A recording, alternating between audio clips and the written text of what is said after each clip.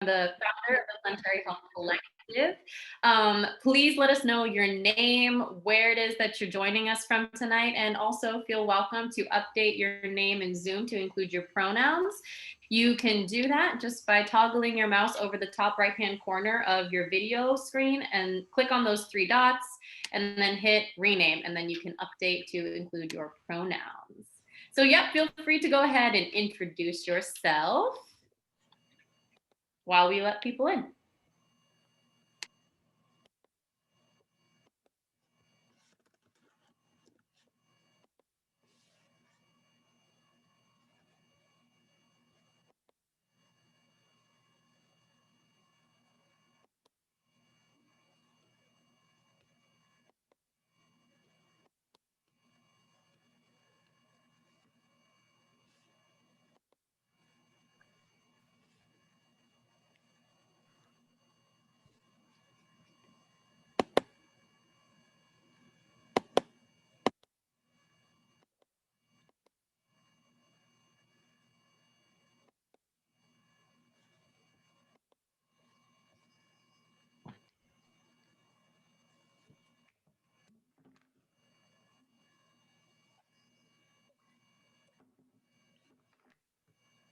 All right, hello. If you just joined us, welcome. My name is Ayten Salahi. I'm the founder of the Planetary Health Collective, and you are joining us tonight for our Sustainability and Nutrition Careers panel series. If you have not yet done so, please go ahead and mute your line and update your name to include your pronouns. I also just dropped a link to something called a Mentimeter, which is like a live survey tool. So just pop into that link and fill out only the very first question for now. We want to get an idea of who's here, your comfort discussing sustainability in the food system, so that we can create perfectly tailored resources and events for you all in the future. And thanks again for being here. We'll give people 1 more minute and then we'll go ahead and get started. So yep, go ahead, head over to that link, click on the Mentimeter link, and let us know your comfort level talking about sustainability in food systems.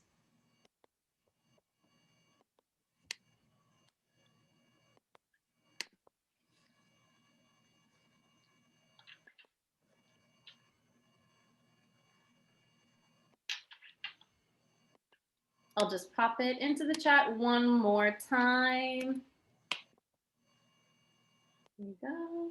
Oh, cool. And Breta is all over it also. Cool. Aditi, welcome. Natalia, welcome. Catherine, hello. Soledad, welcome. Love to see the global audience tonight. How exciting. Hi, Lindsay. Hey, Brooklyn. Hi, Cynthia. Hi, Lotta. Awesome. Okay. So I'm going to go ahead and get started here. I'm sure we're going to have some more folks joining us as we go here. But again, so if you just joined in the last minute or so, my name is Ayten Salahi. I'm the founder of the Planetary Health Collective, and you're joining us tonight for our Sustainability in Nutrition Careers panel series.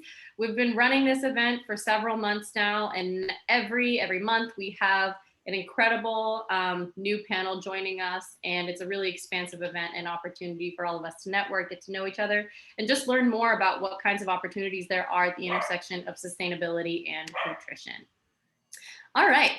So, as I mentioned, my name is Ayten Salahi, founder of the PHC. I'm joined tonight by the Director of Education at the PHC, Mary Purdy, and Breta Alstrom, our Director of Operations. Breta will be moderating the chat tonight. So as we go along, feel free to send any questions that you have that come up. We're going to collect them all, and then you'll have an opportunity to have your questions answered by our panelists at the very end of the event.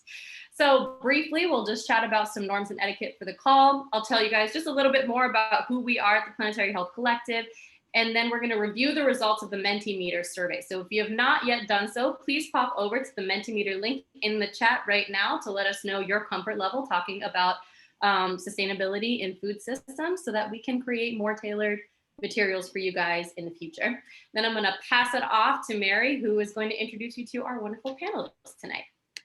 So to start things off, you all already know all this by now, I'm sure, but please make sure that your line is muted. This helps us to make sure that we're honoring and respecting everybody's time on the call tonight. If you do have questions, This is supposed to be an intimate, participatory event. We love to keep things interactive. So please go ahead and send your chat or questions into the chat. If you're having any reflections as we go and our panelists are sharing a little bit more about themselves and their stories, you know, feel free to engage and chat with us. We want to meet you and get to know you and ideally build this community together.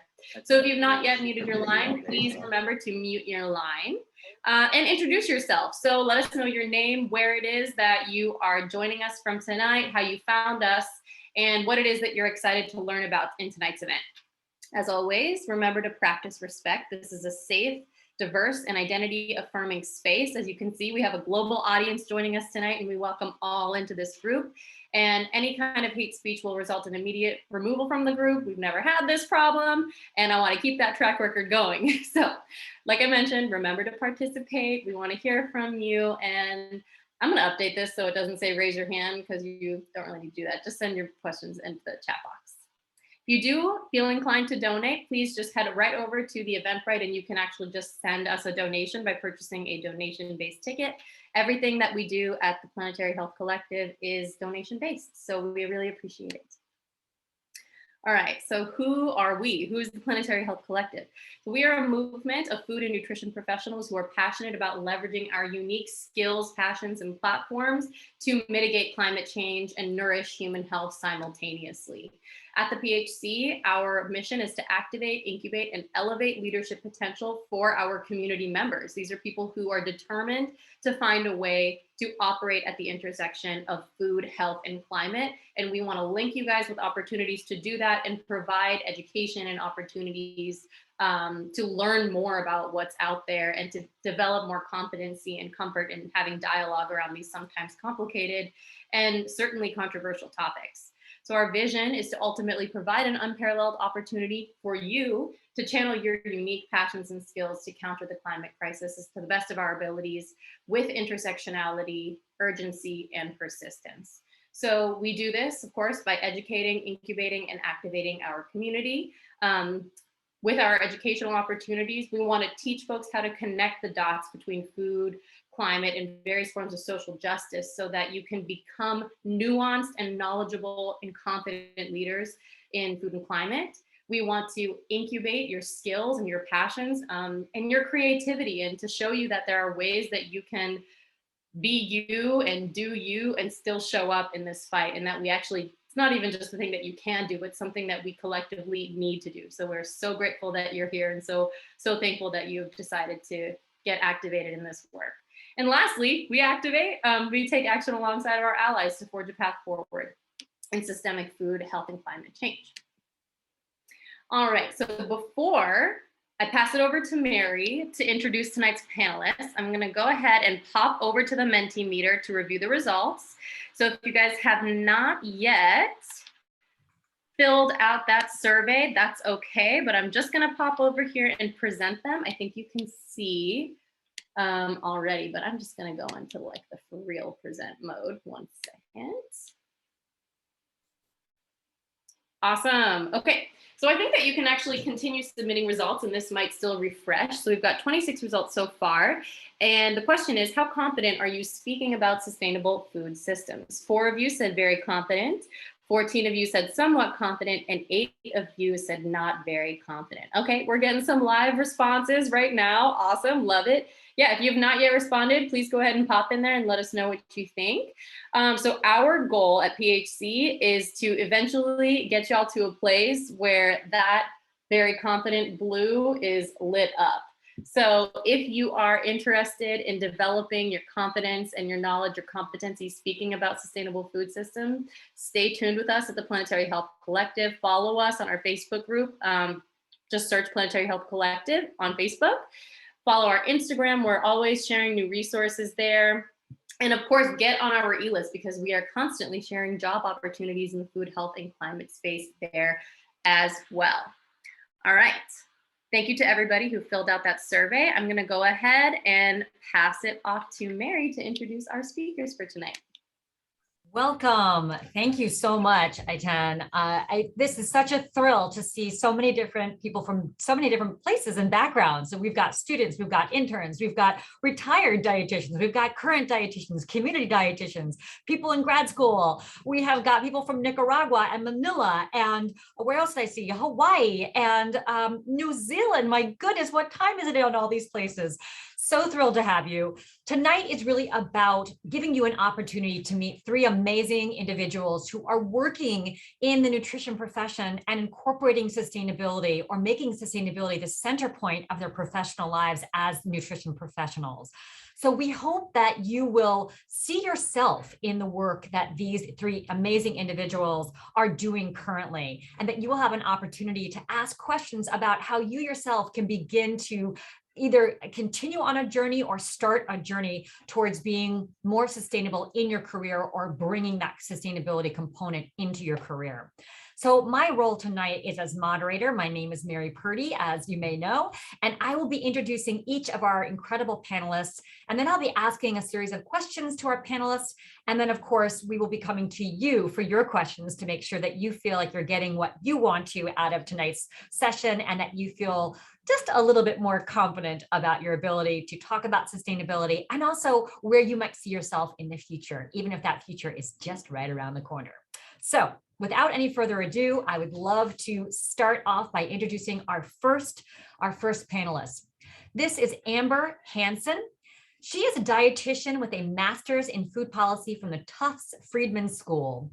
She has worked for over a decade in food and nutrition with diverse experience in policy, education, and clinical care. She is a regional program manager for the Healthy Food and Healthcare program and supports the healthcare sector in purchasing more local, sustainable food and investing in upstream interventions to build a healthier food system. Amber, I will let you take it away, and thanks so much. Thanks, Mary, and thanks to everyone on who works as part of the Planetary Health Collective for having me on tonight, and everyone who's joining. This is incredible. Mary, as you were listing out where everyone's from and the diversity of backgrounds, and then just seeing people continuing to pop on, I got really excited and happy to be here tonight. So as Mary said, my name's Amber Hansen. I work for an organization called Healthcare Without Harm, and I manage the Healthy Food and Healthcare program of that organization for both the Northwest region, where I'm based in Portland, Oregon, and the Southwest region. So that's primarily New Mexico and Colorado. And I'm going to give a little background on our organization because I think that will help kind of situate my position and give a little bit of context once I start talking about kind of my day-to-day and things that I do maybe later. So Healthcare Without Harm is actually an international nonprofit. So this is a perfect audience that works to organize the healthcare sector to address issues, environmental justice issues. And it really started about 25 years ago, organizing the sector to address these problems that they themselves were contributing to. So very much focused on things like hospital incinerators and mercury. And it was a group of environmental justice advocates and clinicians that got together and started the organization. And that's a very simplified origin story, but that's probably enough to give you a little sense of it. And then about 15 years ago, the Healthy Food and Healthcare program started with the same sort of idea. So organizing a healthcare sector and hospital partners to address food systems issues and prevent some of these nutrition related, or not just some of these, all of these nutrition related chronic conditions that they were having to treat themselves. So the program really operates on the belief that hospitals are influential institutions in their communities, and they have the power to affect social, economic, and environmental determinants of health. Also, they have the power to promote greater sustainability, equity, and health, in particular in the ways foods are produced, processed, distributed, and consumed. And so the program really works, and I think this was said in my bio, and kind of what I do in my day-to-day job, works to help harness that expertise and purchasing power from the healthcare sector, and increasingly investments that they make outside of the hospital walls to advance the development of a more sustainable food system.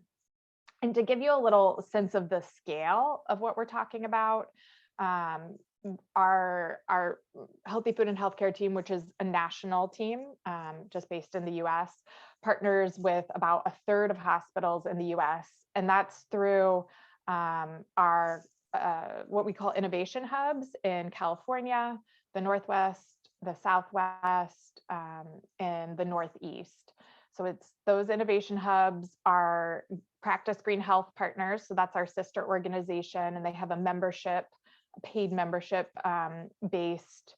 That's how they operate and connect with hospitals. So those hospitals as well. And then we have about 600 Healthy Food and Healthcare pledge signers, which are hospitals that have signed our pledge and committed to using their purchasing influence to promote better food production practices and work in an aligned way in this toward a more healthier, just, and sustainable food system.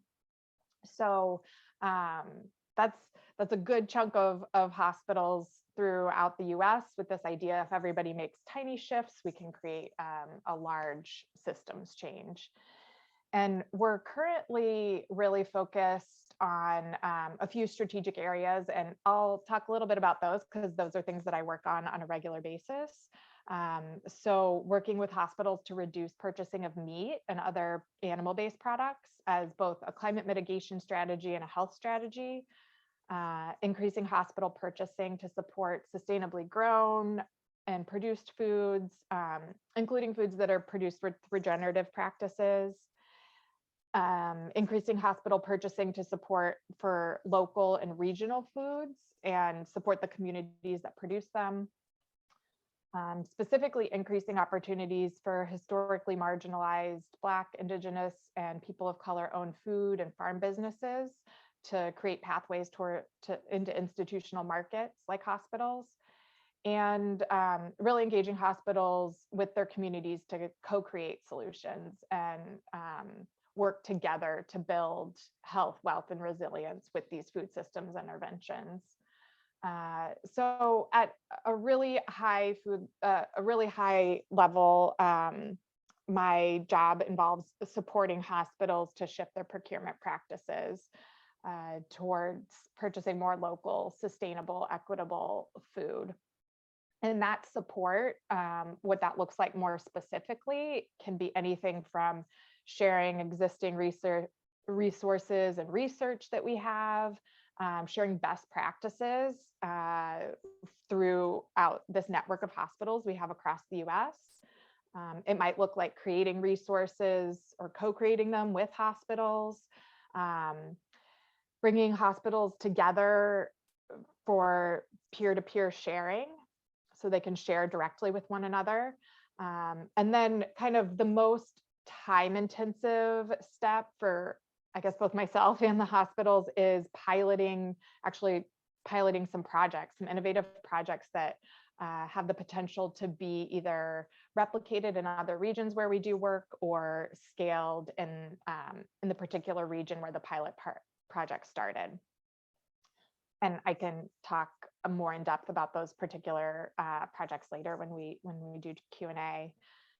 And the work, it's not just about building demand within the hospital sector. In fact, as these issues have risen to be in the cultural consciousness, I guess, more and more, I really don't have to make the case to hospital partners as to why they should support this type of work. It's more figuring out the roadblocks and the systems to make that and navigating the systems to make it possible.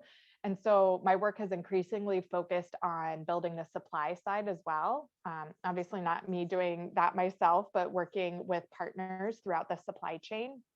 So I often play this role of kind of benevolent broker between institutional buyers and food service staff within hospitals and producers and food businesses. So really generally, and I'll end on this, I'll say that my work is very relational. It's a lot of relationship building with buyers, decision makers within hospitals. And that's everything from food service to clinicians to community benefits staff to sustainability staff. And then also, like I just mentioned, producers, food businesses, distributors, food hubs, and other community-based organizations that have aligned missions for creating the type of food system that I described. So I'll stop there and look forward to answering questions with everyone at the end. Thank you so much, Amber. Such fascinating work. And if you haven't gotten a chance out there to take a look at what the Healthcare Without Harm community is doing and Practice Green Health are doing, it's just really incredible work. And I love this idea of engaging hospitals to co-create solutions, which feels really key right now in this world of sustainability. Thank you so much. We will come back to you for more questions. And I'd now like to introduce our second speaker, Alyssa Melendez. She is the avocado category manager at OK USA /Equal Exchange. She joined OK USA after earning an MS in agriculture, food, and environment at the Tufts Friedman School in 2019. And before attending Tufts, she spent a year in Hood River, Oregon with a Jesuit volunteer corps, working on food access and outreach programs in collaboration with community leaders, migrant workers, and farmers. These experiences continue to influence her work today as she navigates the dynamic supply chain of the beloved avocado. Alyssa, I will let you take it away. Thanks so much for joining us.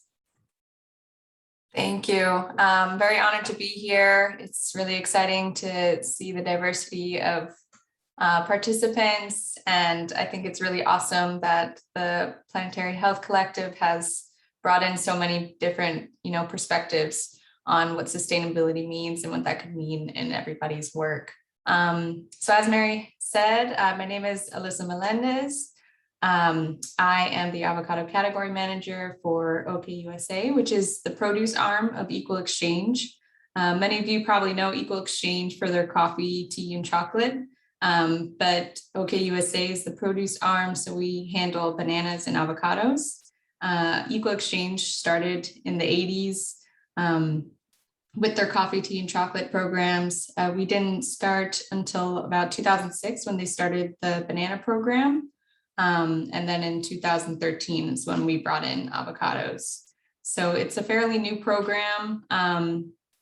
Both bananas and avocados are, well, bananas first have become a really important staple in everyone's diet, and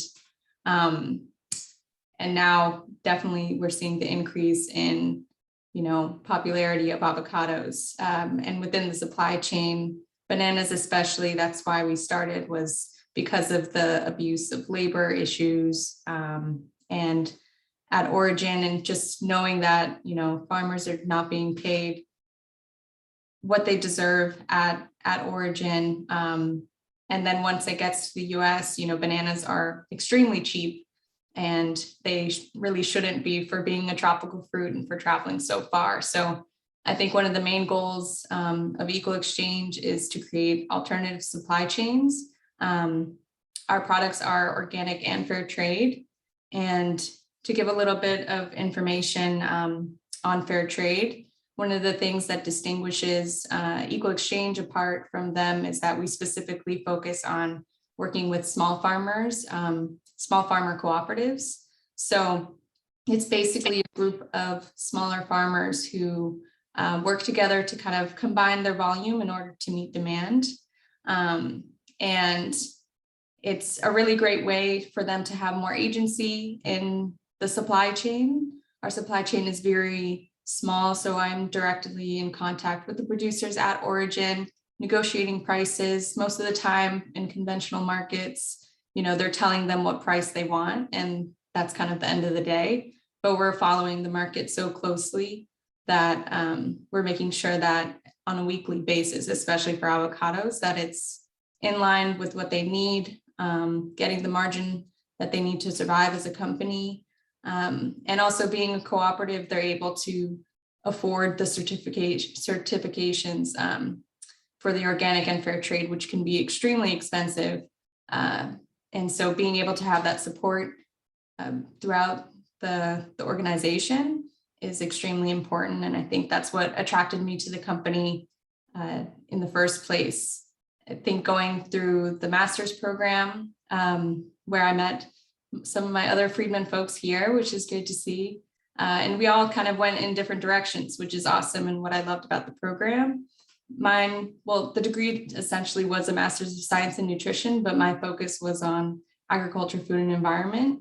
And definitely going through the different courses and things like that, I wasn't exactly sure what direction I would go in. I wasn't really sure that, I didn't know that supply chain would be the direction I wanted to go in. But in searching for jobs, seeing Equal Exchange, knowing that I wanted to work directly with small farmers, and specifically in Latin America, I think it was a great mission match. And I've learned so much being in the organization. I think there's definitely a culture of really passionate folks who believe in sustainability and believe in alternative supply chains. So it's been a really great experience. And I think a lot of the work that we did at Friedman and up until today, I think we've been able to make a really great program. Wonderful. Thank you so much, Alyssa. And I have a feeling I would ask questions. And no big deal, but I just happen to have some Equal Exchange right here, my friends. I saw someone else is also a fan in there. So can never get enough of this stuff as well. And as you mentioned, and as I think we continue to always emphasize with Planetary Health Collective, when we think about sustainability, it isn't always just about the environment or about organic. It really is also about understanding how people are treated and what kind of agency they have over the farming system that they may be involved with. So really happy to have Alyssa speak a little bit more about that and to get your perspective on it. Thank you so much for joining us. Our final speaker today is Abby Famartino. Abby is the managing director at Future Food Americas, the U.S. branch of the Future Food Institute. She currently develops and oversees strategic projects that help food companies with sustainable SDG goals, which is the Sustainable Development Goals, aligned innovation, and promotes Future Food's hallmark food and climate education programs. From 2015 to 2020, Abby oversaw the corporate food program at Airbnb offices across the Americas, leading their overall internal food strategy and climate and sustainability commitments. Did you know that Airbnb had climate and sustainability commitments? All right, good to know. Welcome to Abby. I will let you take it from here. Okay, thank you. Is it okay if I share my screen? Absolutely, go for it. Sorry, and my dog's deciding to speak up right now too. Okay. Thank you so much for hosting me. It's great to hear what Amber and Alyssa are up to, and I'm really inspired thus far by everyone who's attending. And I'm going to approach this in a bit of a different way. I want to talk about my journey and where I began and how I got to where I am today. So I am not a trained nutritionist or dietitian, I will say off the bat.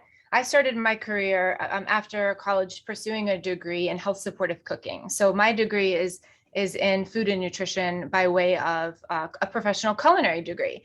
And so I studied at the Natural Gourmet Institute, studying macrobiotics and Ayurveda and other ways to support people's diets through nourishing food. And when I was working as a personal chef to begin with, I was working with people in their homes and cooking tailored meals for their specific health needs. And what I noticed was that there was something missing. There was a social nourishment that was missing, the value of people eating together and what we enjoy that we receive when we are sharing food. So in 2007, I had the opportunity to pivot what I was doing and in Portland, started this business, Abby's Table. And I just want to say that I noticed a couple of the two of my business partners, former business partners of Abby's Table, are on this call, Bruce and Kathleen Richard, and it's an honor to have them here as well. Also, people who are involved in sustainability, food and health. So at Abby's Table, we were able to gather people together around the table, host classes for kids and adults, and get people inspired to cook for health, but create a culture around cooking for physical health as well as for sustainability. And the Planetary Health happened almost by chance because everything was plant-based. Everything was gluten-free, dairy-free, soy-free at this supper club, or all the catering events and everything we did. And so after many years of doing this in Portland, I was ready to make a broader impact. So I was inspired to find this job at Airbnb and to help build out the internal food program. So what was cool about this is this is a job in nutrition, health, and cooking, is that there are employers who are willing to invest in healthy, locally sourced food for their employees as a way to help them do their best work. And also from Airbnb's perspective, to support these local food economies. And so that was really important to me. It was very values aligned, and creating sustainable jobs for people in the food industry. We were able to pay people well, provide a safe and inclusive work environment, which is also an aspect of sustainability, and work toward these climate conscious goals, and creating a global food program in all of the offices where we're feeding 8 to 10,000 people internationally, and serving food that was climate smart, and reducing meat on the menu and actually sourcing locally. So this was really exciting part of my career.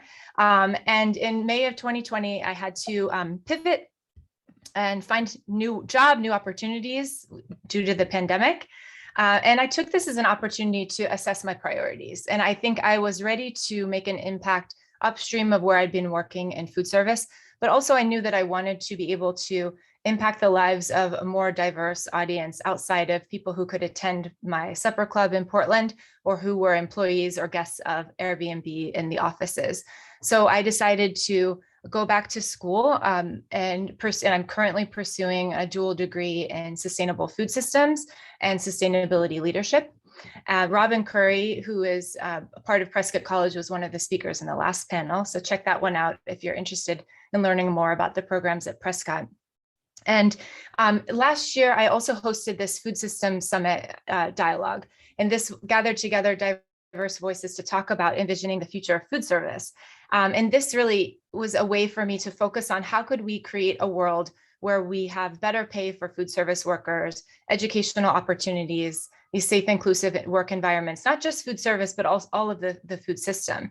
And this really segued into the job that I'm currently doing at Future Food Network, where we do forecast the future and think about what are the ways that we can create and help companies create a more sustainable future. The purpose of the company really is to make exponential positive change and to sustainably improve life on Earth through education and innovation in the global food system. So these are our different locations where Future Food exists. I work in Future Food Americas, which we do a lot of innovation work, education, and community through these sort of 6 different areas. So we focus on training and empowering change makers in the field through our boot camps. We also have primary school education programs, high school education programs. We connect and inspire stakeholders to work together between public and private sector, and through this future-oriented transformational innovation, where we help companies create more sustainable products, develop more sustainable systems that will support the supply chain, for example. And so really the goal is to help create more social innovation in the food system. And social innovation is sort of an evolution of corporate social responsibility, where it's not just saying that we're helping, reduce our impact and create more sustainability, but it's actually combining what are the innovative ways where we can create partnerships where we can have more of this social impact towards sustainability. The Sustainable Development Goals of the UN are really at the core of what we do, and they're what we help companies make progress on. And Future Food has a close partnership with the United Nations FAO, which is where the SDGs originated through the UN. And I want to explain just quickly about this space, this innovation space where Future Food Works, we are developing this methodology called prosperity thinking. And prosperity thinking seeks to create a better food system by moving beyond what humans need or what would be a product or something that they may want to purchase, but also looking at what this planetary need is and really innovating at the concentric circle space where they meet. So we help work with clients to innovate in that overlapping space. And we seek out signals and trends, drivers of sustainability globally, and help them sort of move beyond design thinking toward this human and planet-centered thinking. So here's just a couple examples that are nutrition related that I thought might be interesting to know. We have worked on projects where we hear from a lot of people. So we do our research by hearing from people. In this case, we heard from kids in K through 12 schools to try to understand what they really felt, how we might replace more meat-based items with plant-based items and sustainable seafood. So we do all of this research, both quantitative and qualitative, and then provide reports for clients. Another example might be finding signals across the globe around what is inspiring people to purchase something that will provide them better nutrition and health. And how do we create more clean labels with less sugar and less packaging, for example. This is a report, I will share the link in afterwards. Nutrition Unpacked was a collaboration with Joel, where there is a large white paper that was produced related to how we might create a more sustainable food system by focusing on acceptability, affordability, and availability. And now this is a project that Joel is activating internally to be able to inform what projects they invest in, but also what products they produce. And then lastly, this is an example of the primary school programming that this is not in the US yet, but this is something I'm passionate about creating here that does exist in Europe. And this just gives you a taste of the type of work that we're doing in this sort of sustainable food innovation space. So yeah, I think I will stop there, and I'm excited to answer any questions you have. Thank you so much, Abby. And yeah, definitely follow Abby on LinkedIn. She's always posting interesting things or commenting on people's posts who are posting interesting things. So I learn a lot just by following her and connecting with the people that she is connected with. And if you are not already on LinkedIn in general, out there, I would highly recommend this as an incredible treasure trove. There is a huge community of people who are working towards sustainability in the food system. So, and Abby, I love what you said. You said, let's improve life on Earth through changing the food system. And there was a paper that actually just came out on the Hill, or an article that just came out a couple of days ago that's titled Climate Change, Food Systems Are Key to Our Collective Survival. So if ever we thought that we were looking at an existential crisis and the food system and the agriculture system being a potential solution, this is happening now. So you are in the right place. Alyssa and Amber, if you would put your cameras back on, we'd love to ask you a couple of questions. And I have a couple of individual questions that I wanted to start off with, just inspired by something that you talked about. Amber, I wanted to ask you first, if we have people out there in our audience who are either clinicians working in a hospital, or they see themselves as a clinician working in a hospital, but their hospital may not necessarily be a part of Healthcare Without Harm or Practice Green Health, how can someone like that begin to initiate this idea of creating purchasing power with reduction of meat, sustainably produced foods, local foods, equitable foods, or equitably produced foods? What are some ways people can begin to have that conversation? I mean, the first step, I would suggest getting in touch with one of our regional program managers like myself in the Northwest or Southwest, because while we have some overarching national projects that we work on, and I can share the link after this to Plant Forward Future, which is kind of like a whole suite of resources related to just this and like what somebody might use to apply at their institution. A lot of this work can be very place-based. And so I think doing both of those at the same time finding the person working regionally and doing this, and then also connecting into those national resources would probably be the two best avenues. Excellent. Thank you so much. And a question for you, Alyssa. I would love to hear more, and I imagine other people would as well. What is it like to connect with the farmers that you're working with these small farmer cooperatives? What are your interactions like with them, and what is your relationship, and how have you built that relationship with them? Yeah, great question. It's definitely difficult just being fully remote. And so we're working with all of the farmers and doing, Zoom calls and a lot of WhatsApp. We're on the phone, communicating back and forth. So thankfully, like when I arrived at the organization in 2019, Eco Exchange has done an amazing job creating these relationships. And I have a really great executive team, and they did the groundwork in the beginning. And I think whenever we're onboarding a new group, normally you would go out to origin and you kind of preach the mission of the organization. And if it's a mission match, I think we're just moving along with that kind of connection. And I think with the constant communication, I'm in communication with them almost on a daily basis. And so them knowing that, if there's any issues that come up, that I'm here, and that we're actually talking through issues rather than, one or the other saying, this is kind of what's going on and that's the end of it. It's really more of a conversation.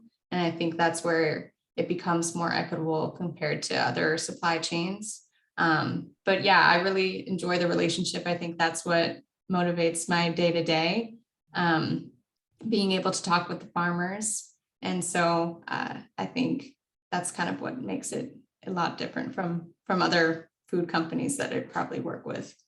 Yeah, it's amazing to be able to actually connect with the person who is growing your food, the person who is in the field harvesting and planting. It's really a different experience when we have that understanding and connect the food to the human being behind it. So thank you. And Abby, I have a question for you, because I imagine we have some people in our audience who are chefs, or maybe who dabble in chefness, or perhaps see that as a part of their profession, being in the culinary world. And I'm curious how you are bringing your chef experience, your culinary experience, to your day-to-day operations of the work that you're doing now. Yeah, that's a great question. Well, one, I do sometimes miss working with my hands all the time in the kitchen. So that's different, like being more of a knowledge worker. But that said, I would say that it often comes up in projects that we're doing for clients. So last year, we conducted a project where we were trying to help a large company decide how to motivate their chefs to cook more sustainably. So this is a project that obviously I was very passionate about, because I was able to apply my understanding of kitchen operations and the struggles and pain points of the day-to-day life of a chef, and how that might influence their desire and their ability to choose more sustainable things to put on the menu, or to develop those skills to cook more sustainably. So I think it helps me empathize with some of the projects that we do, and be able to understand the needs of the chefs who we're trying to inspire. And then also, I think just the chefs have the ability to manage a lot of different things in your mind at once, and then also pivot quickly. So when something burns in the pan, you really know how to fix something, right? You know how to make something taste good. So I think that skill set also really applies to working, on a lot of different projects with a lot of people, where you have to really be flexible. So I think that's how it shows up for me as well. Flexibility, being nimble, and knowing what to do when you burn something in the pan. I could use a little advice on that one as well. And I know folks out there are curious in terms of the process that got you to where you are. And I know that some of you, or you went got your master's or are getting your master's, met with certain people, but is there something that you feel like, whether it was an educational experience or some other kind of experience, that you feel like best prepared you, or one of the things that prepared you for the current work that you're doing? What would that have been? And this is a question for any and all of you.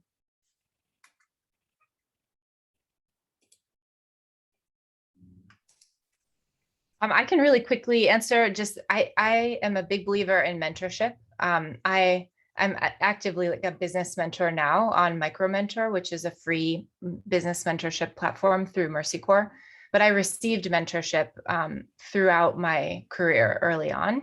My business partners who are on this call were mentors of mine, and still to this day, I reach out to them. I think that really helped for me to clarify what I really cared about, and helped me progress in my career, to lead me into something that felt like values aligned and leads in, I guess, accentuates my skill set as well. If that would be something I would say. Mentorship. Excellent. That's a great answer. How about you, Amber, Alyssa? Yeah, I would definitely agree with what Abby was saying. One of the biggest parts of why I chose Friedman was just because of the network of people that were there. And I think it was really supportive. And then also just seeing people in different sectors of like nutrition and agriculture, and what they were doing really helped me form what I really believed in and how I could bring sustainability into my work, and really formed, what I was passionate about myself.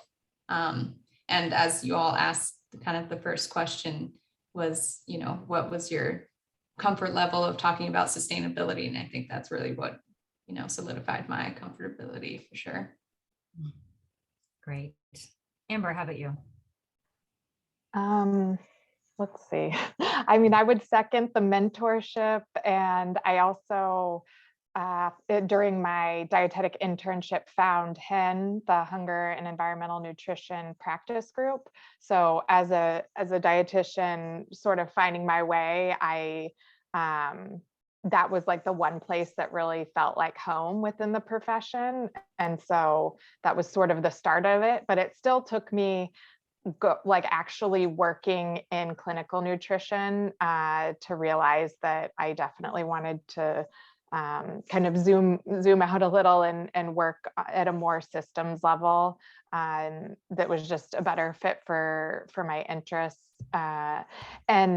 and was lucky to have some jobs in between that experience in clinical nutrition and my current position that gave me some skills that were really transferable, that like aren't specific to sustainability or health or nutrition, but have been really useful in the work that I do. So like working with coalitions and group facilitation, working with diverse stakeholders.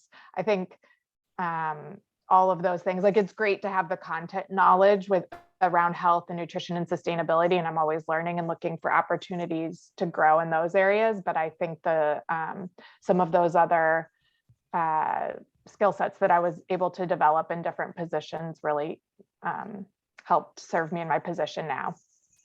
Excellent. Okay, well, that is going to be it for me, because I see we have a lot of questions from our audience members. And so I will let Breta take it over from here, but my pleasure speaking with you all, and I look forward to hearing more. Awesome. Yeah, we have a lot of great questions. So to kind of really build off this career idea, we have a couple of people who are looking to transition into careers in nutrition and sustainability. So from one of our members, they say, I'm currently a postgraduate student studying nutrition, global health, and food systems. Do you guys have any advice on springboarding a career in sustainable food systems? The floor is open. I think that getting on some job boards is a good place to start. So one that comes to mind is the Berkeley Food Institute. I think that's the name. And you can sign up for their newsletters, and they often send out careers in sustainable food systems. I often see them through it comes through Prescott College as well, and in sustainable food systems. So I would say that job boards, and then again, LinkedIn is really great. I think we we actually do within Future Food, we have a dietitian who's hired on to the team who helps with recipe development, but also does some of the trend scouting and research work. So there can be really interesting opportunities out there. So I would also say LinkedIn.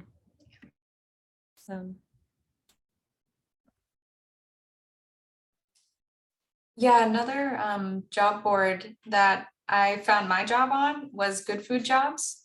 And they have a lot of really great opportunities all across kind of the food world, food industry, but also, farming, even nutrition, working with nonprofits and also the private sector. So I would definitely look onto that. And as I said before, definitely utilize your network. I've also just reached out to people kind of cold on LinkedIn, just for organizations that I like. And I kind of looked at, who works there, and just sending out a message and, curiosity. I think a lot of people feel flattered, wanting to learn or, asking about their experience. So it kind of just gets your foot in the door.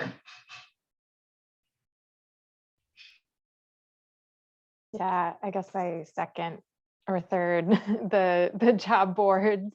I think I found my job on ComFood, the ComFood listserv, and reaching out to people. I think I definitely love to pay forward and the mentorship that I received early on in my education and in my career. So I'm always happy to chat with people about the process. And then the last thing I would add, and I think it's not very specific, but I think just finding or kind of going with your interests and finding something that you're really into within this broader sphere of work at the intersection of health and food and nutrition, because that encompasses a lot, and really like honing those skills, I think can be invaluable. For example, like if communications is your thing, just having those skills, or graphic design, or something that you can like bring to this broader work, that also like sets you apart from maybe other candidates who have done similar master's programs, which I think is a lot of us on this call, our Friedman students. Yeah, that's what I would add. And then I think someone asked in the chat, ComFood Jobs was the other listserv that I mentioned. Awesome. Perfect. Well, Amber, another question for you. How does Healthcare Without Harm measure impact in their climate and health initiatives? I saw that in the chat and I was like so busy listening to Abby and it's Alyssa okay. that I never answered it because I didn't want to take my attention away too much. But I will add in the chat, we're going through this standards alignment process with Real Food Challenge and Center for Good Food Purchasing that I think might help get at that question. So taking all of the standards that define local and sustainable for us, for hospitals, and kind of level setting that with schools and universities and municipalities from these other organizations, so we can all move forward in a collective way and then like measure the same outcomes, and then to really help with showing if we've moved the dial. But it can kind of, it can also vary from project to project. But we are involved with some bigger initiatives like Cool Food Pledge that measures greenhouse gas emissions related to food purchasing and the shifts with that.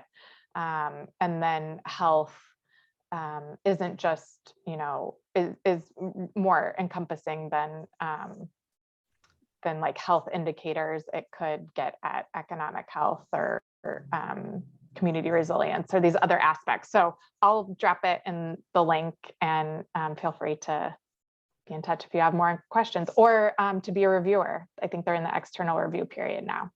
Very cool. Awesome. Thanks for sharing. Alyssa, another question from the chat for you was, using bananas as an example, can you elaborate on how it is that so many resources, labor, energy, transportation, fuel, etc., can go into the international shipment of a product, but it can be sold for so little? Yeah, that's a great question and a very complicated one Yeah. to answer. But I think because we got into bananas, it was definitely based on, the long history, especially within the US. I don't know if people know the history of like the banana wars, and there was definitely a lot of political, influence of, creating this fruit as a health food and promoting it to the extent where they wanted to make it as cheap as possible within the market. And I think it's just gone on for so long that now supermarkets, larger supermarkets feel like they have to, make the 99-cent banana or else it's not going to sell.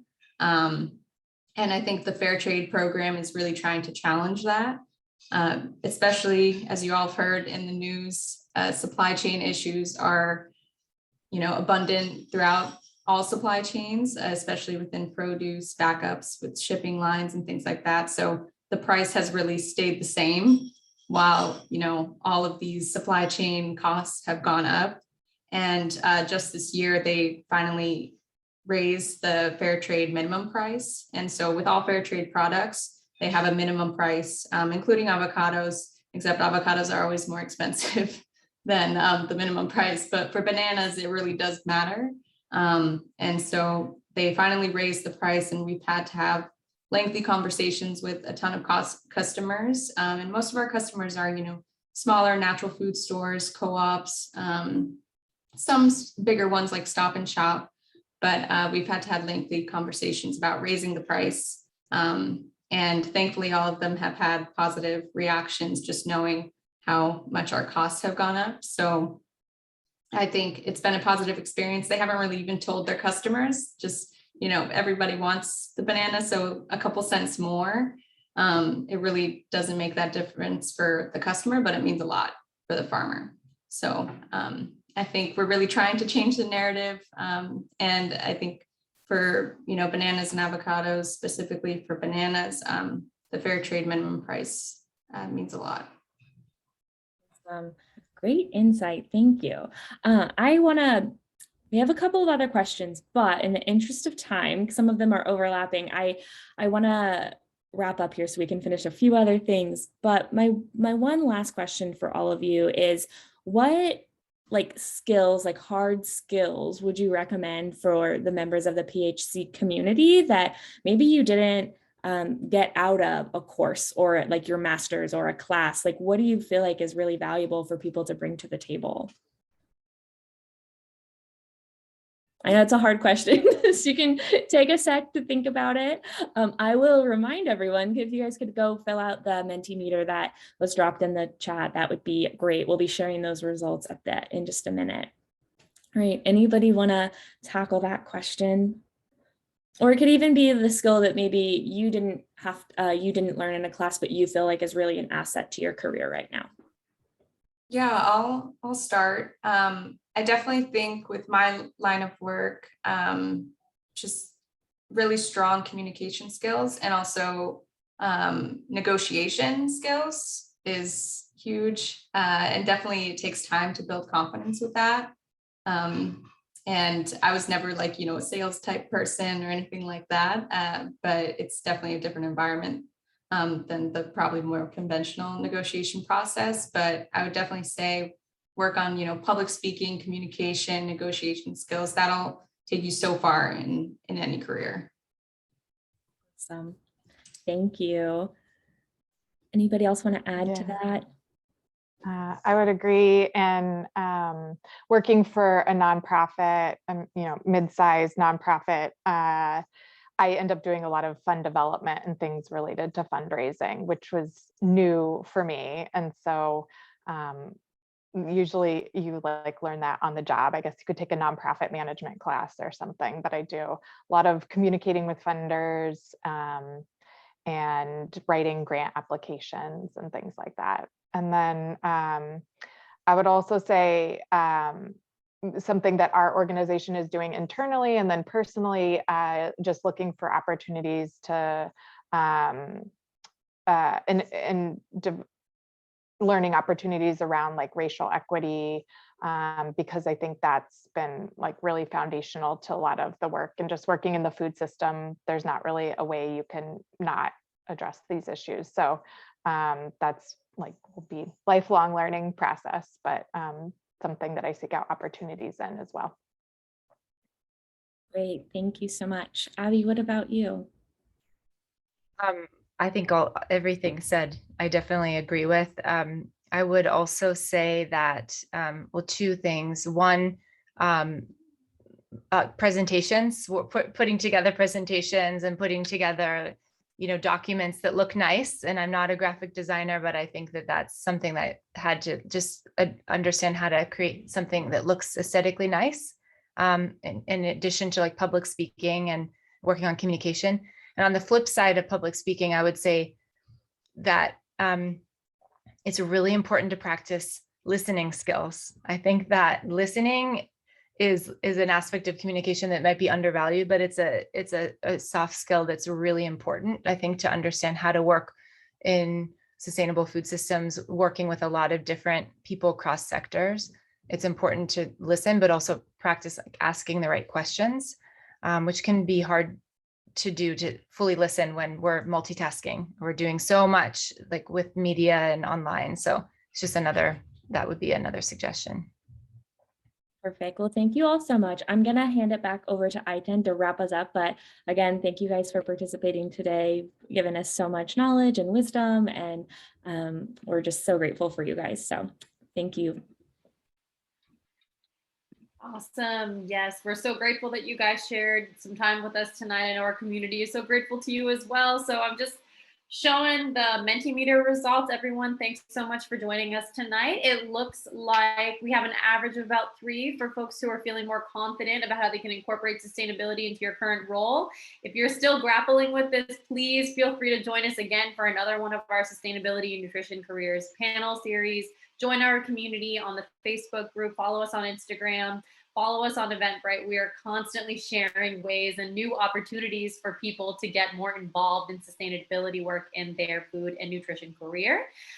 It sounds like people are feeling super inspired to become more involved in sustainable food systems, which is always exciting, always a goal for us. So thank you guys so much for being here and sharing your energy with us. And then lastly, it looks like lots of people are also interested in seeking out further education on sustainable food systems. So if that is you, again, I invite you guys to continue to join us for our Sustainable Nutrition Careers panel series, and also consider registering for a new event series that we have coming up called Cooking for the Climate, which I will be hosting with a surprise co-host over the course of 3 sessions. And we'll highlight a specific food, and we'll get into that entire food story and talk about everything from the cultural implications of that food to the sustainability and the resources that are required to produce that food, and other controversies or topics that are related to that food as we prepare a recipe together. So it's like a cooking class with that climate edge and a conversation. So we're looking forward to seeing you guys at that. I believe that a link to that registration has also been shared. So yeah, without further ado, I hope you guys have a fabulous evening. Thank you so much for joining us, and we hope to see you all again at another one of our future events. Thanks again to our panelists for being here tonight. Thanks, everybody.